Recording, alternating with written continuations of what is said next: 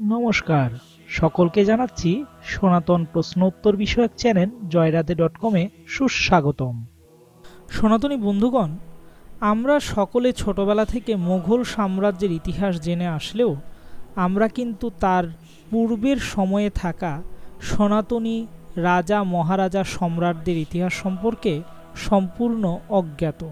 আমরা অনেকেই জানি না মহারাজ যুধিষ্ঠির পরবর্তী সময়ে যে সকল রাজা মহারাজারা এই ভারতবর্ষকে শাসন করেছেন তাদের নাম এবং তাদের রাজত্বকাল সম্পর্কে কিছুই আমাদের পড়ানো হয় না বা জানানো হয় না।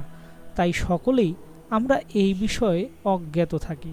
আমাদের এই জয়রাধে.com চ্যানেলের পক্ষ থেকে আমরা ইতিপূর্বে দুটো ভিডিও আপনাদের সামনে প্রকাশ করেছি।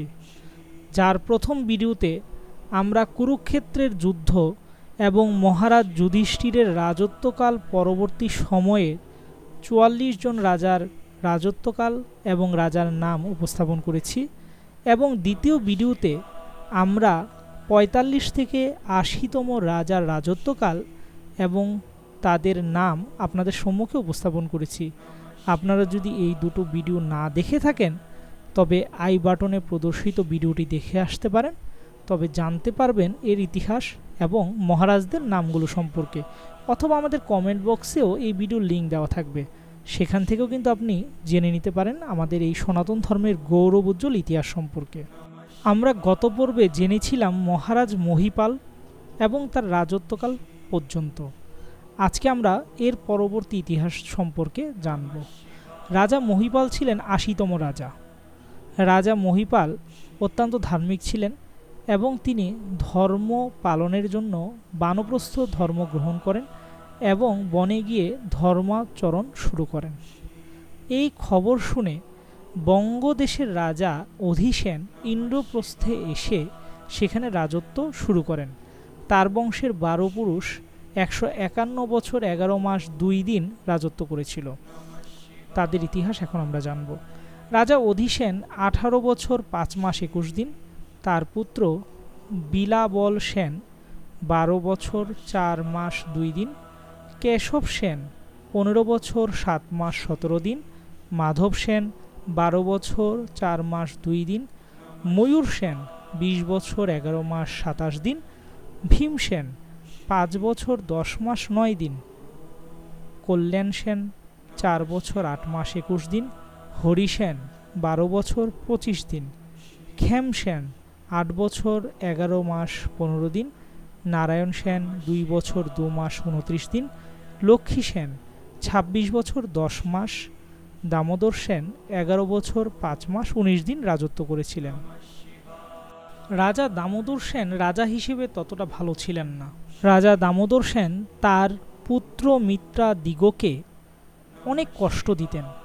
এই নিমিত্তে তার জৈনিক পিতৃমত্র দীপ্ত সিংহ সৈন্য সংগ্রহ করে তার বিরুদ্ধে যুদ্ধ করেছিল ও তাকে যুদ্ধে নিহত করে স্বয়ং রাজত্ব অর্জন করেছিল। তারও বংশের ৬ পুরুষ ১০৭ বছর ৬ মাস ২ দিন রাজত্ব করেছিল। রাজা দীপসিংহ ১৭ বছর ১ মাস ১৬ দিন রাজত্ব করেছিলেন। তার পুত্র রাজসিংহ ১৪ বছর ৫ মাস, এর পুত্র রণসিংহ ৯ বছর ৮ মাস ১১ দিন, নরসিংহ ১৩ বছর ২ মাস ২৯ দিন এবং জীবন সিংহ ৮ বছর ১ দিন রাজত্ব করেছিল। জীবন সিংহ কোনো এক কারণবশত তার সমস্ত সৈন্যদলকে উত্তর দিকে প্রেরণ করেছিলেন, কিন্তু কেন প্রেরণ করেছিলেন সে সম্পর্কে যথাযথ ইতিহাস আজও জানা যায়নি।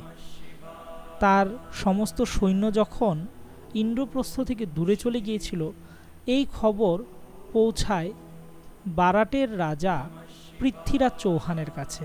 পৃথ্বীরাজ চৌহান সেই সংবাদ পেয়ে জীবন সিংহকে আক্রমণ করেন এবং তাকে যুদ্ধে নিহত করে ইন্দ্রপ্রস্থের রাজত্ব তার হস্তগত করেন। পৃথ্বীরাজ চৌহানের পরবর্তী ৫ পুরুষ ৮৬ বছর ২০ দিন রাজত্ব করেছিল। পৃথ্বীরাজ ১২ বছর ২ মাস ১৯ দিন, উভয়পাল ১৪ বছর ৫ মাস ১৭ দিন, দুর্যোগপাল ১১ বছর ৪ মাস ১৪ দিন, তার পুত্র উদয়পাল 11 বছর 7 মাস 3 দিন এবং উদয়পালের পুত্র যশপাল 36 বছর 4 মাস 27 দিন ইন্দ্রপ্রস্থ হস্তগত করে রাজত্ব করেছিলেন। 1249 খ্রিস্টাব্দে গজনির দুর্গ হতে সুলতান শাহাবুদ্দিন ঘোড়ি যশপালকে আক্রমণ করে তার প্রয়োগের দুর্গ বন্দী করে এবং অতঃপর সুলতান শাহাবুদ্দিন ইন্দ্রপ্রস্থকে দিল্লি নামে নামকরণ করেন এবং রাজত্ব শুরু করেন। তার বংশের 53 বছর 1 মাস 17 দিন রাজত্ব করেছিল এবং রাজা যশপালের পরাজয়ের মধ্যে দিয়েই ইন্দ্রপ্রস্থ তথা মহাভারত পরবর্তী সময়ের রাজত্বকালের সমাপ্তি ঘটে এবং হিন্দু রাজত্ব তথা সনাতন রাজাদের গৌরবোজ্জ্বল ইতিহাসের সূর্য অস্ত যায় মুঘল সাম্রাজ্যের পতাকার তলে। মুঘল সাম্রাজ্যের পরবর্তী সময় থেকে আজ পর্যন্ত ইতিহাস মোটামুটি আমরা সকলেই জানি, কিন্তু হিন্দু ধর্মাবলম্বী হয়েও আমাদের সনাতনী রাজাদের ইতিহাস আমরা কেউই জানতাম না। এই তথ্য সর্বপ্রথম আমাদের সামনে উপস্থাপন করেছিলেন মহর্ষি দয়ানন্দ সরস্বতীজি।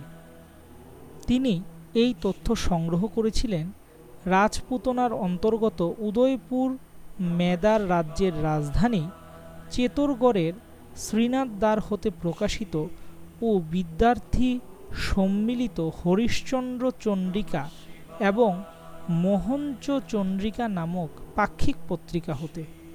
উক্ত পত্রিকাদ্বয়ের সম্পাদক মহাশয় 1782 বিক্রমাব্দে লিখিত একখানি গ্রন্থে তার কোনো বন্ধুর নিকট হতে প্রাপ্ত হয়ে তা সংগ্রহ করে প্রচলিত 1939 সালে সেটি মুদ্রণ করেছিলেন এবং এরই মাধ্যমে আমরা জানতে পারি মহারাজ যুধিষ্ঠিরের পরবর্তী সময়কালে থাকা 124 জন হিন্দু রাজার রাজত্বকাল সম্পর্কে। সনাতনী বন্ধুগণ, আমরা চেষ্টা করি সনাতন ধর্মের বিভিন্ন তথ্য এবং শাস্ত্র সম্বলিত তথ্য আপনাদের সামনে উপস্থাপন করার জন্য।